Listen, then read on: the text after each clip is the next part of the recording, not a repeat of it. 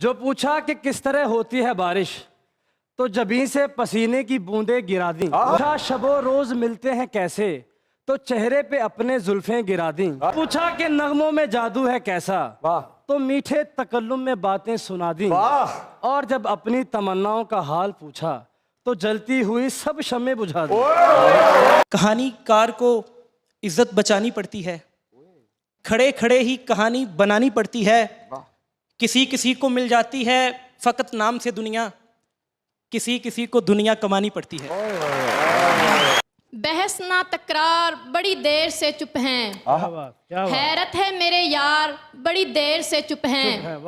گنگوں کو تکلم کے مواقع ہیں میسر، ہم ماہر گفتار بڑی دیر سے چپ ہیں. چلو اب ایسا کرتے ہیں، ستارے بانٹ لیتے ہیں، ضرورت کے مطابق ہم سہارے بانٹ لیتے ہیں.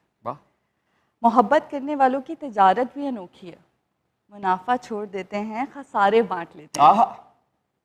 اگر ملنا نہیں ممکن تو لہروں پر قدم رکھ کر ابھی دریائے الفت کے کنارے بانٹ لیتے ہیں. میری جھولی میں وفا کے پھول جتنے بھی ہیں ان کو اکٹھے بیٹھ کر سارے کے سارے بانٹ لیتے ہیں.